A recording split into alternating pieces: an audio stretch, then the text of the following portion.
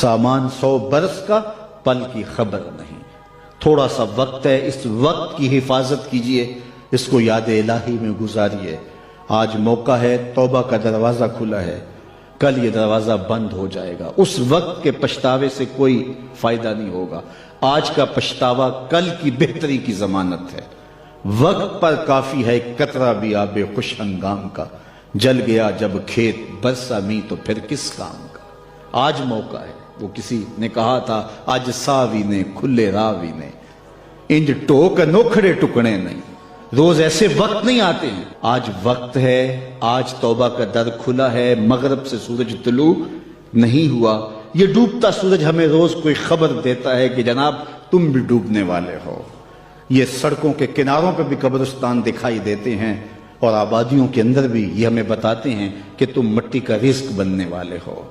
یہ بڑھاپا، یہ جو ہے وہ ڈھلتی جوانی، حضرت یعقوب علیہ السلام نے اسرائیل سے وعدہ لیا تھا کہ میری روح قبض کرنے کے لیے اچانک نہیں آنا، پہلے کوئی قاصد بھیج دینا تاکہ میں موت کی تیاری کر لوں۔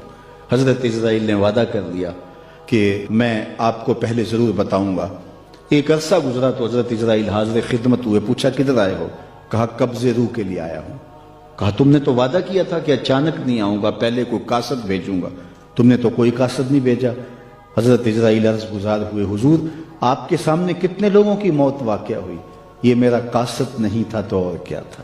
ابھی ہم آ رہے تھے، یہ تھوڑا سا لیٹ اس لیے ہوئے کہ راستے کے اندر ٹریفک جام تھی، تو آگے کیا تھا کہ کسی گاڑی نے ٹکر ماری اور بیچ چوراہے میں لاش پڑی تھی۔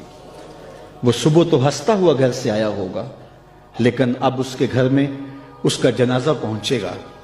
مجھے اور آپ کو نہیں پتا ہمارا اٹھنے والا اگلا قدم کہاں ہے، اور جب ہمیں یہ نہیں پتا ہے، فرمایا گیا زندگی اور موت کے بارے میں کیا خیال ہے؟ کہا فجر پڑی ہے، پتہ نہیں ظہر پڑیں گے یا کہ نہیں۔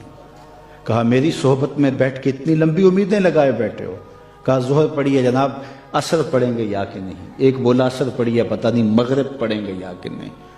ایک نے کہا ایک رکعت پڑی ہے، پتہ نہیں دوسری رکعت بھی پڑھنی نصیب ہوتی ہے یا نہیں۔ فرمایا یہ سب تمہاری باتیں ہیں، میں تو کہتا ہوں ایک طرف سلام پھیرا ہے، پتہ نہیں دوسری طرف سلام بھی پھیر سکیں گے یا کہ نہیں۔ کیا موت اتنی قریب نہیں ہے؟ میں اور آپ اپنی آخرت کے لیے کیوں نہیں سوچتے؟ اپنی زندگی کو کیوں نہیں بدلتے؟ توبہ کا در کھلا ہے، کل نہیں ہوگا۔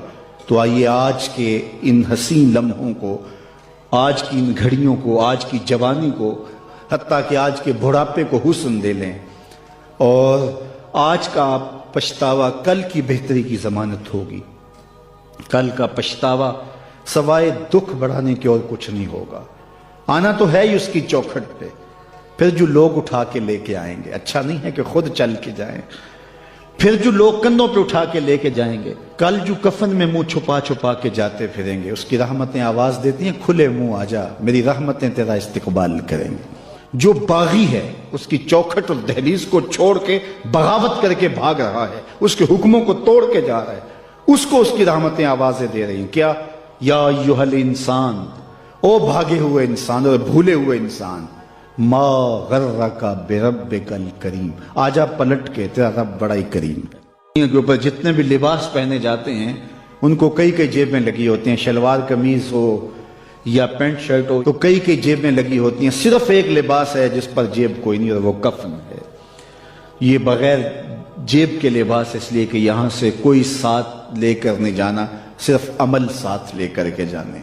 لیکن حب دنیا اس طرح رچ بس گئی ہے کہ بس سویر سے لے کر شام تک بھاگم بھاگ اسی پہ لگی ہوئی ہے۔ جس نے ڈھیروں اکٹھے کر لیے چین اسے بھی نہیں آ رہا، قرار اسے بھی نہیں ملتا، اور اگر کسی سے پوچھو تو وہ کہتا ہے جی بس روٹی کے لیے لگے ہیں، پیٹ کے لیے دھندا کر رہے ہیں۔ پیٹ تو 2 روٹیاں صبح مانگتا ہے، 2 شام کو مانگتا ہے، چلو 2 دوپہر کو بھی دے دیں اس کو۔ یہ اتنا کچھ کیوں ہو رہا ہے؟ یہ حب الدنیا و کراہیت الموت، یہ دنیا کی محبت، اور حب الدنیا راس و کل خطیہ، ہر گناہ کی جڑ دنیا کی محبت ہے۔ آقا کریم نے فرمایا مجھے اس بات کا کوئی ڈر نہیں ہے کہ میرے بعد تم شرک میں مبتلا ہو جاؤ گے، بت نہیں پوجو گے، تم شرک میں مبتلا نہیں ہوگے، مجھے اس بات کا ڈر ہے کہ میرے بعد تم دنیا دار ہو جاؤ گے۔ دنیا میٹھا خواب ہے، اور اس دنیا کے اوپر ہم آئے ہیں چند دن کے لیے، لیکن لگتا ہے کہ یہاں سے ہم نے جانا ہی نہیں ہے۔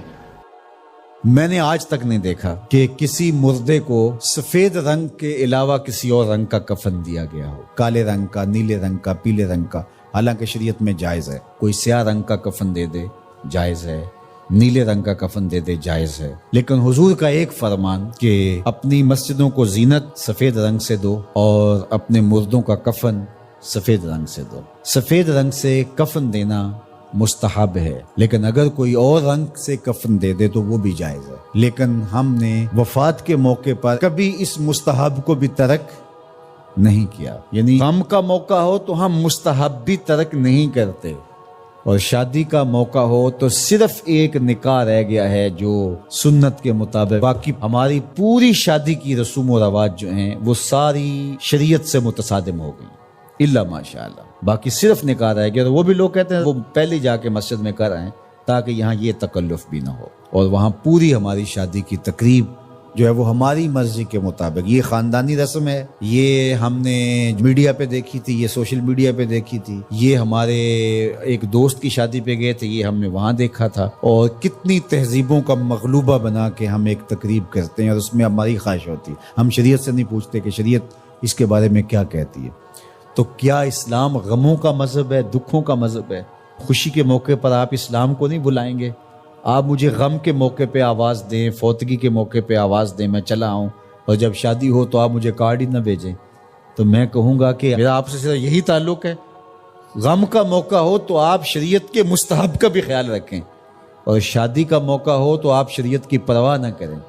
تو یہ تو پھر آپ کی مرضی کا دین ہوا نا، جہاں چاہا اس کو پسند کر لیا، جہاں چاہا دین کو چھٹی دے دی۔ کاروبار میں، اپنے طرز زندگی میں، اپنی سیاست میں، اپنی پارلیمنٹ میں، اپنی کچہریوں میں، اپنی عدالت میں، اپنے میڈیا ہاؤسز میں کہیں دین نہیں ہے۔ دین کہاں رہ گیا؟ اللہ اکبر۔ اقبال نے جو شکوہ میں کہا کہ اگر مسجد میں صف آ رہا ہوتا ہے تو غریب، دین غریبوں کے پاس رہ گیا۔ دولت بڑھتی جاتی ہے تو دین بھی مرضی کا ہوتا جاتا ہے۔ مولوی صاحب کو پابند کرنے چاہتے ہیں لوگ کہ آپ اس طرح کا دین دے جس طرح ہم چاہتے ہیں، تو یہ تو اپنی خواہش اور آرزو اور تمنا کا نتیجہ ہوا۔ تو اللہ فرماتا ہے پھر یہ کیا ہوگا اگر تم ایسا کرو گے تو آخرت رہی، وہاں تو اشد عذاب تمہیں ہوگا ہی، دنیا میں بھی تمہارے لیے خزی و رسوائی ہے۔ اور آج ہمارا مسئلہ کیا ہے؟ آج ہم نہ دنیا دار ہیں نہ دین دار ہیں۔ کافر تو سیدھے سیدھے کافر ہیں اور اپنا ان کا نظام ہے اور اس نظام کے مطابق چل رہے ہیں، اور ہم کیا ہیں؟ ہم رادے بٹیر اور رادے تیتر۔ کبھی ہم کہتے ہیں ہم مسلمان ہیں اور کبھی کہتے ہیں نہیں، ہم جدید تہذیب کے نمونے ہیں، اور ہم اس صورت کے اندر اپنے آپ کو دکھانا پیش کر رہے ہوتے ہیں۔ تو ہماری شکلیں روز بدلتی رہتی ہیں۔ مسجد میں آتے ہیں تو ہم ٹوپی پہن لیتے ہیں اور پھر ہم ٹوپی بھی وہیں چھوڑ جاتے ہیں، اور میں کہتا ہوں نماز بھی وہیں چھوڑ جاتے ہیں۔ جب دکان پہ بیٹھے ہوتے ہیں تو اس وقت ہم نمازی نہیں ہوتے، بلکہ ہم حج اور احرام بھی وہیں چھوڑ آتے ہیں، اور ہم یہاں اور طرح کے مسلمان ہوتے ہیں، حج پہ اور طرح کے مسلمان ہوتے ہیں، اعتکاف میں اور طرح کے مسلمان ہوتے ہیں، اور ہم باہر اور طرح کے مسلمان۔ حالانکہ یہ ساری تربیت ہے ہماری عملی زندگی میں، اس کا اثر پیدا ہو۔ جب سجدہ کریں تو سجدے کا نور لے کے گھر پلٹیں، جب رکوع کرے تو رکوع کا جمال ہمارے ساتھ سفر کرے، جب حج کرے تو حج کا نور ہمارے ساتھ اتر کے آئے اور ہم اس کو معاشرے میں بانٹیں، اعتکاف کا جمال ہماری طبع کے اندر راسخ ہو جائے اور ہمارے اندر جو ہے وہ نور بکھیر دے۔ تو مسلمان کا دین اور دنیا الگ چیز نہیں ہے، مسلمان کا دین اور دنیا ایک ہی چیز ہے، اور وہ اکٹھے چلتے ہیں، اور ان کو جدا کریں گے تو پھر چنگیزی کے علاوہ کچھ باقی نہیں رہے۔